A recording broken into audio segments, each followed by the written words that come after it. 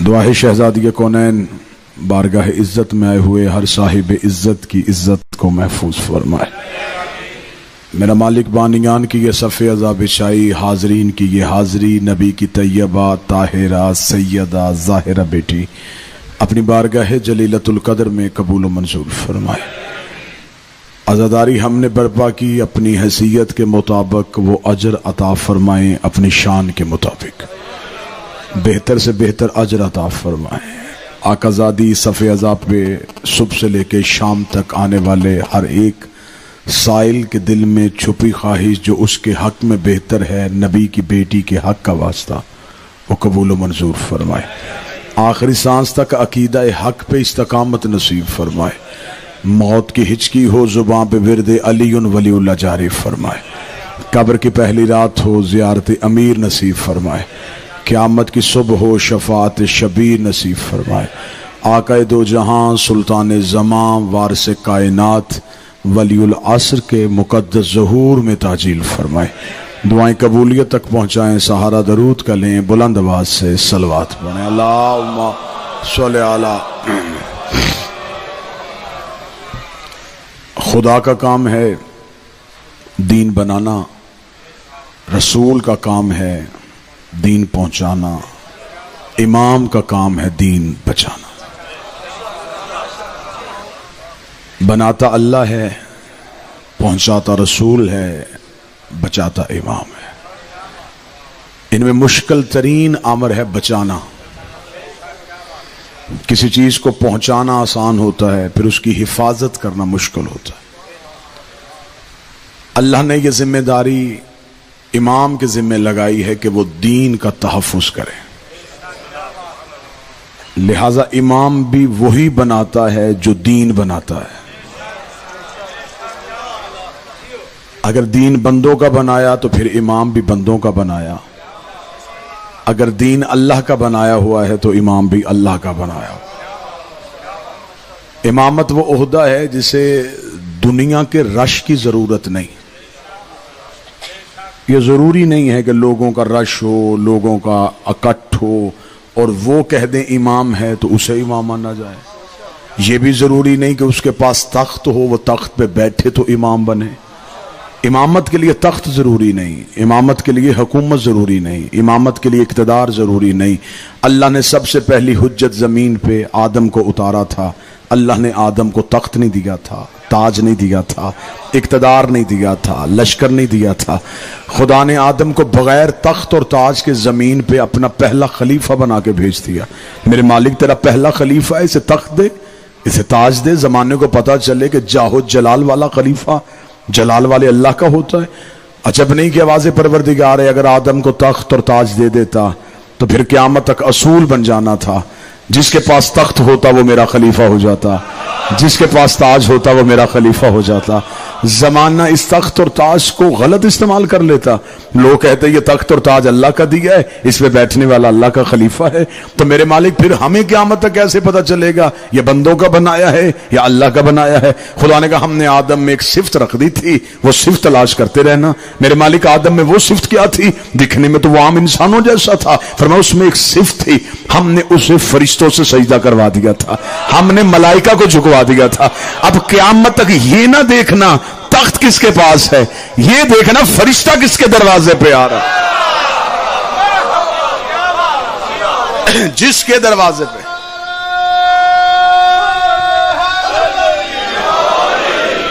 جس کے دروازے پہ فرشتہ آ جائے تو سمجھ لینا پھر یہ بندوں کا بنایا نہیں، اللہ کا بنایا۔ اس لیے کہ فرشتہ بندوں کی مرضی سے نہیں آتا، فرشتہ اللہ کی مرضی سے آتا ہے۔ خدا نے جسے امامت کا عہدہ دے اسے تخت اور تاج اور حکومت نہیں دیتا۔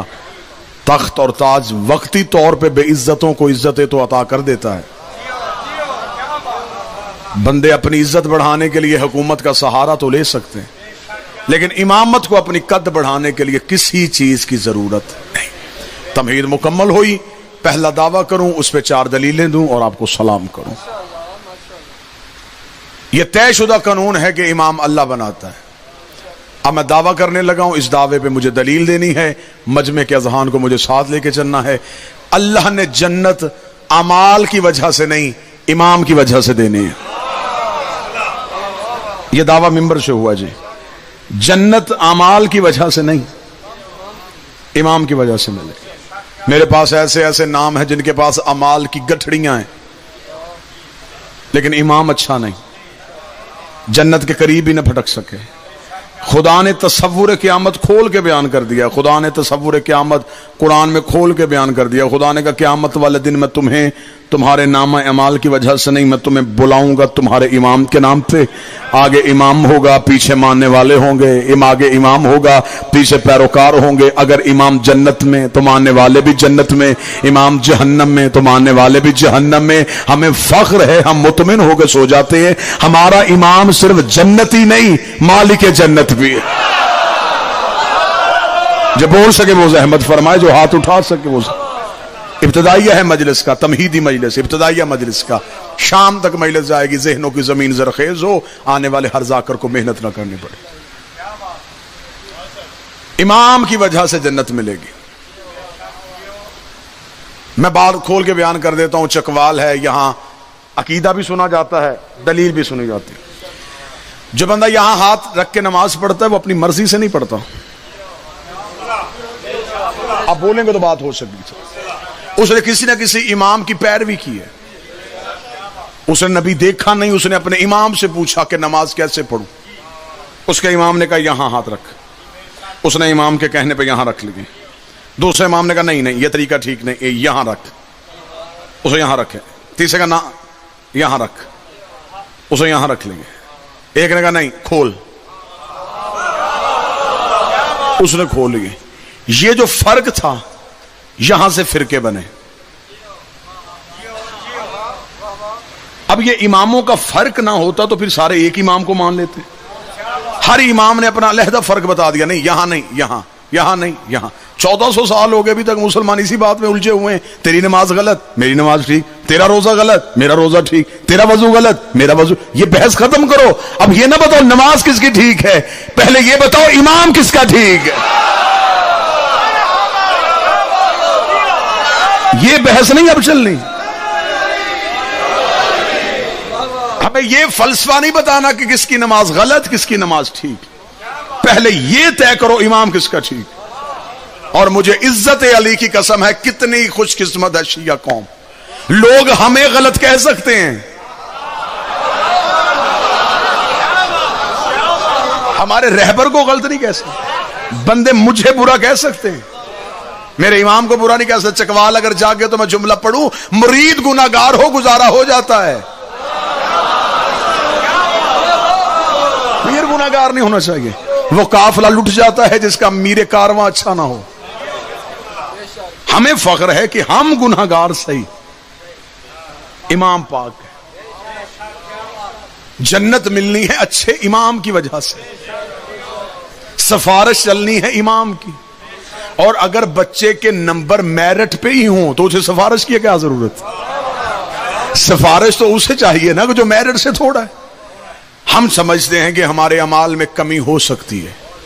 اس کمی کو پوری کرنے کے لیے ہمیں اللہ کی بارگاہ میں ایک سفارش چاہیے، جس سفارش کا نام اچھا امام ہے. چلے میں بات تھوڑی سی مثال دوں گا تاکہ بات آسان ہو جائے.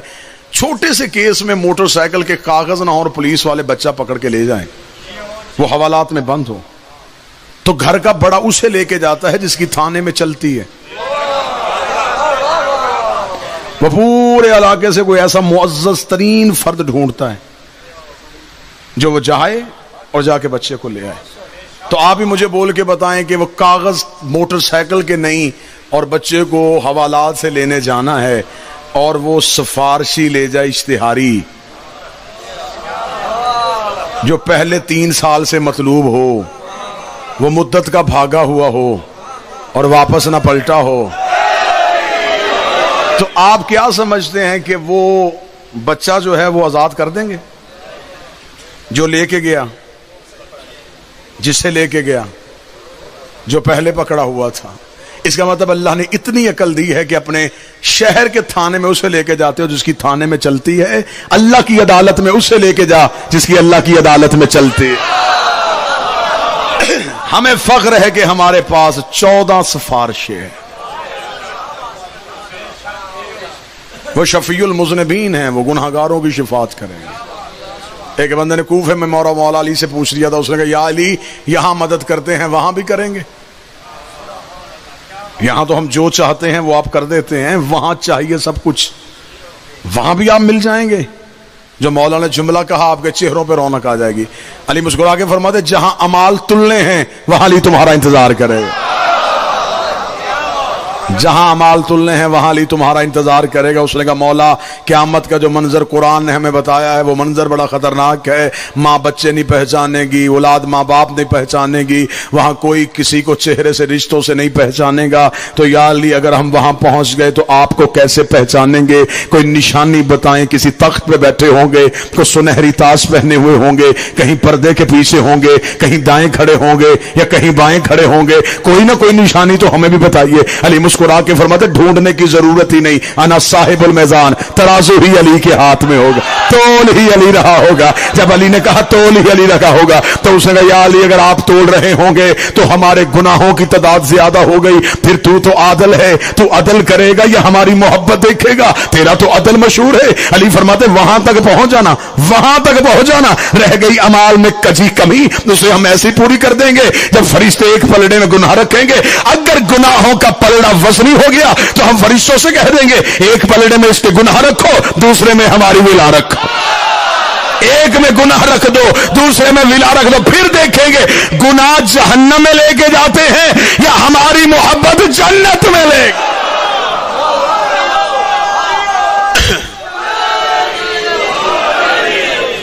جنت میں لے گی اچھے امام کی وجہ سے۔ امام اچھا ہونا چاہیے۔ پوری ذمہ داری کے ساتھ جملہ کہنے لگا ہوں، ممبر حسین سے چکوال نہیں، پنجاب کا نمائندہ اجتماع، ویڈیو کیمرے کے ذریعے سے وہاں تک بات پہنچ رہی ہے جہاں تک پہنچانا مشکل ہوتی ہے۔ پوری ذمہ داری کے ساتھ لفظ کہنے لگا ہوں اور مجھے لفظوں میں تائی چاہیے۔ بندہ پڑھے علی ولی اللہ، آل محمد کی دل میں رکھے محبت، دوزخ میں جا ہی نہیں سکتا۔ امال ہے جنت کے درجوں کی وضاحت۔ اچھا امام ہوگا تو ماننے والے کو لے کے چلا جائے گا۔ قرآن نے دو امام بتائے ہیں، چاندنی رات ہی دو امام گھر سے نکلے، ایک حق کا امام ایک باطل کا امام۔ حق کے امام کا نام موسیٰ، باطل کے امام کا نام فرعون۔ آگے موسیٰ، پیچھے موسیٰ کی قوم، موسیٰ کے پیچھے قوم میں 12 قوموں میں بحث، پہلے ہم گزریں گے، پہلے ہم گزریں گے، پہلے ہم گزریں گے۔ لاڈلی قوم تھی، پکی پکائی عرض سے آتی تھی، منو سلوا وہ کھاتے تھے۔ جب ایک دوسرے میں بھگدڑ مچی، موسیٰ نے کہا میرے مالک رستہ ایک بن گیا، قومیں میرے پیچھے 12 ہیں۔ خدا نے کہا دوبارہ اسد دریا پہ مار دے، موسیٰ نے دوبارہ اسد دریا پہ مارا، رستے بن گئے 12، رستے بن گئے 12، رستے بن گئے 12۔ اب چپ رہیں یا بول پڑیں؟ ہدایت کے رستے ہوتے ہی 12 ہیں، نجات کے رستے ہوتے ہی 12 ہیں۔ موسیٰ نے اپنی قوم 12 رستوں سے پار کروائی۔ موسیٰ اپنی 12 قبیلے قومیں لے کے پار چلا گیا۔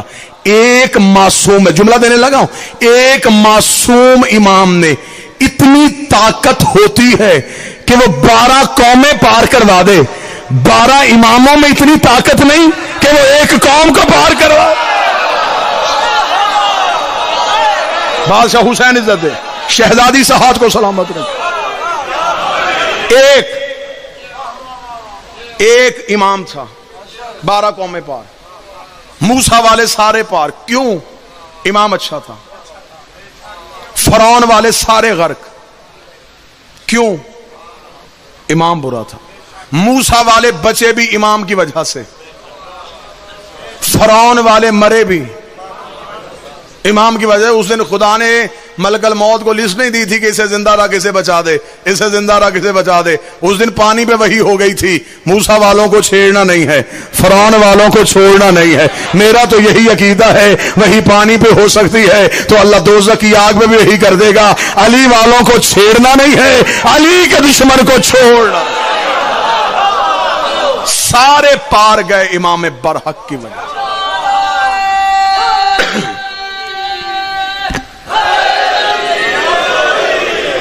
ہر شخص عبادت کر رہا ہے صرف اس لیے کہ ایسا خوش ہو جائے کہ کسی طرح جنت میں چلا جاؤ۔ میرے اہل سنت بھائیوں کے ہاں 10 صحابہ اکرام کے ایسے نام ان کے پاس ہیں جو انہوں نے اپنی اسلامیات اور دینیات میں لکھے ہوئے ہیں کہ یہ 10 صحابہ ایسے ہیں جنہیں نبی نے زندگی میں جنت میں جانے کی بشارت دی تھی. ان کے نزدیک محترم ہیں، وہ احترام کریں. 10 صحابہ اکرام ہیں ان کے پاس جنہیں نبی نے زندگی میں قبلہ جنت میں جانے کی بشارت دی تھی، جنت میں جانے کی بشارت دی تھی. اور انہوں نے نام دل پہ لکھے ہوئے ہیں، کتابوں پہ لکھے ہوئے ہیں، مسجدوں پہ ہوئے ہیں، لائبریریوں میں لکھے ہیں. یہ 10 صحابی ہیں جنہیں نبی نے زندگی میں جنت میں جانے کی بشارت دی تھی. مجھے حسین کی قسم یہ سارے ایسے بیٹھے ہیں جنہیں نبی نے جنت میں جانے کی ضمانت دی ہے. وہاں بشارت ہے، یہاں ضمانت. بشارت والے اور ہیں، ضمانت والے. ہاں جنت مہنگی تھی، حسین نے سستی بڑی کر دی. ہر نبی نے جنت کا معیار بڑھا کے رکھا ہوا تھا. اتنی سستی کی حسین نے کہ حسین نے شب عاشور چراغ بجھایا. اپنے ساتھیوں سے حسین نے کہا اگر جنت کے لیے آئے ہو اٹھو، میں ضمانت دیتا ہوں تمہیں جنت ملے گی. جاؤ حسین کو چھوڑو، جنت لو. میں تمہیں جنت کی ضمانت دیتا ہوں، جاؤ حسین کو چھوڑ دو. چراغ روشن ہوا، 72 آفتاب چمکے، سورج کی روشنی ان کے سامنے کچھ بھی نہ لگی. چاند مرجھا گیا ان کے سامنے. انہوں نے حسین کی طرف دیکھ کے کہا شہنشاہ یہ آپ کو کس نے کہا ہے؟ آپ کو ہماری ضرورت، آپ کو ہماری ضرورت نہیں، ہمیں آپ کی ضرورت. یہی عقیدہ آج بھی میری قوم میں ہے. عزاداری ہماری وجہ سے نہیں، ہم عزاداری کی وجہ سے. ہم نے مجلسوں کو زندہ نہیں رکھا ہوا، مجلسوں نے ہمیں زندہ رکھا. ہماری پہچان ماتم ہے، ہماری پہچان حسین ہے. جنت کی خواہش مجلس شبیر میں نہیں ہوتی، اس لیے کہ جنت بہت پیچھے رہ گئی. مقصد حسین بہت آگے چلا گیا. یہ سارے آئے ہیں خوشنودی حسین کے لیے. یہاں شام تک مجلس ہوگی حسین کو راضی کرنے کے لیے. ماتم کے عوض فردوس ملے، یہ بات ہمیں منظور نہیں. تیرے غم میں عبادت کرتے ہیں، ماتمی ہیں، مزدور نہیں. یکم محرم سے یہ قوم سڑکوں پر، گلیوں، چوکوں، چوراہوں میں آئی ہے صرف خوشنودی سیدہ کے لیے. امام برحق ہو تو بخشش آسان. امام بنایا نہیں جاتا، امام مانا جاتا ہے. ہمیں فخر ہے کہ اللہ نے ہمیں ایسے ہاتھ دی، ایسے رہبر، ایسے امام عطا فرمائے جنہوں نے زندگی کے کسی موڑ پہ ہمیں شرمندہ نہیں کروایا. اب ہمارا بھی حق بنتا ہے کہ ہم ایسے علی والے بنیں جس کی وجہ سے مذہب شرمندہ نہ ہو سکے. بڑا آسان ہوتا ہے مجلس شبیر پہ اعتراض کرنا. احسان ہے اس بیٹی کا جو تپتے ہوئے صحرا میں لاشوں کے قریب سے گزری، قاتل کے شہر پہنچی، وہاں حسینیت کے علم کو ہمیشہ کے لیے بلند کر دیا. کچھ لوگ کہتے ہیں کہ حسین کا امتحان ختم ہو گیا، زینب کا امتحان شروع ہو گیا. مجھے اس جملے سے اختلاف ہے. زینب اور حسین کا امتحان ایک ہے. بھائی مصیبت میں تھا تو بہن مشکل میں تھی. کس نے سمجھا ہے کہ حسین شاید سر کٹ گیا تو پھر امتحان حسین ختم ہو گیا؟ نیزے کی نوک پہ قرآن پڑھ کے جسے بہن کے پردے کی فکر رہی اسے حسین کہتے. مشکل تھا جلے ہوئے خیمے کی راکھ پہ بغیر چادر کے نماز. بڑی مشکل تھی جلتے ہوئے خیموں کی راکھ پہ سجدہ شوکر. اللہ نہ کرے، اللہ نہ کرے، اللہ نہ کرے. میں بار بار کہہ رہا ہوں اللہ نہ کرے. بیٹی پردیس میں رہتی ہو، بھائی مر جائے، اطلاع دینے والا کبھی نہیں کہتا تیرا بھائی مر گیا ہے. اطلاع دینے والا کہتا اسے بتاؤ طبیعت خراب ہے. موت بہن کو نہیں بتائی جاتی. رستے میں آنا ہے کہیں مر نہ جائے. اللہ نہ کرے، اللہ نہ کرے، اللہ نہ کرے بہن رہتی ہو پردیس میں، مل جائے بھائی کی موت کی اطلاع، اس بچی کو اپنی ہاتھ کی رکھی چیزیں بھول جاتی ہیں، وہ اپنے گھر کے تالے خود نہیں لگاتی، ہمسائی عورتیں آتی ہیں، اس کا سامان اکٹھا کرتی ہیں، اس کے بچوں کو تیار کرتی ہیں، آدھی رات کا وقت ہو، علاقے کے شرفا آ کے کہتے بیٹا جانے کا وقت نہیں ہے، صبح چلے جانا۔ وہ بچی رو کے کہتی مجھے نیند اپنے گھر میں نہیں آئے گی، میرے گھر میں میرے بھائی کا جنازہ پڑا ہے۔ سر پہ قرآن رکھ کے بتاؤ اللہ ہر کسی کی بیٹی کے نصیب اچھے کرے۔ ہماری بہنیں تو پردیس میں نہیں رکتی، 70 قدم کے فاصلے پہ حسین کی 3 سگی بہنیں سر پہ قرآن رکھ کے قاتل سے کہہ رہی تھی نہ مار، 3 دن کا پیاسا۔ اسی مثال کو آگے بڑھاؤں، نفسیاتی مصائب سنو گے تو ہو سکتا ہے کہ آنکھیں جلدی بہہ جائیں۔ میں معاشرے کا درد بیان کروں اور روتے روتے ساتھ یہ بھی دعا کروں کہ اللہ ہر کسی کی بیٹی کا نصیب اچھا کرے۔ اکثر میں نے دیکھا، میں نے خود میرے مشاہدے سے یہ بات گزری ہے کہ بندے جنازے پہ بیٹھ کے پوچھ رہے ہوتے ہیں کہ یار ٹائم تو تھا، تو کلیم بھائی انہوں نے جنازہ کیوں نہیں اٹھایا؟ تو کوئی کان میں آ کے کہتا ہے بیٹی نہیں آئی۔ پھر جتنی بھی مہمانوں کو جلدی ہو، کوئی نہیں کہتا کہ جلدی اٹھاؤ، ہر کوئی کہتا نہیں نہیں رکو رکو انتظار کرو، تھوڑی دیر تک پہنچ جائے گی۔ آپ میں سے اگر کسی نے دیکھا ہو تو میں نے اپنی آنکھوں سے دیکھا، بندے قبرستان میں جنازے رکھ لیتے ہیں، وہ کہتے ہیں مہمانوں کی جلدی کی وجہ سے ہم اٹھا لائے ہیں گھر سے، اب جس نے جنازہ پڑھ لیا بے شک چلا جائے، ہم انتظار کریں گے جب تک بیٹی نہیں آئے گی، ہم دفنائیں گے نہیں۔ بیٹی قبرستان کے دروازے پہ پہنچتی ہے، پہلی چیخ کی آواز آتی ہے، لوگوں کو پتہ چل جاتا ہے، لوگ چہرہ ہٹا لیتے ہیں، کہتے ہیں ادھر منہ کر لو بیٹی آ رہی ہے، اسے چادر کی فکر نہیں ہے، اسے دوپٹے کی ہوش نہیں ہے، بچی سیدھی باپ کے جنازے پہ آتی ہے، لپٹ کے بین کرنے شروع کر دیتی ہے۔ میں نے اپنی آنکھوں سے بندوں کو قتل کی دشمنیاں بھولتے دیکھا ہے، سر پہ ہاتھ رکھ کے کہتے دشمنی اس سے تھی جو دنیا سے چلا گیا۔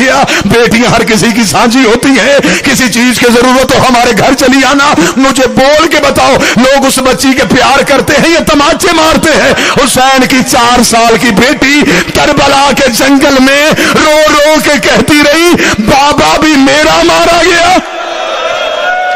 آج روکو ملال، آج روکو ملال، آج روکو ملال، یہ حق ہے غریب کو رونے کا۔ ابتدا ہے مجلس کی اور ہر آنکھ اشک بار ہو گئی، ابھی شروع ہوئی ہے مجلس۔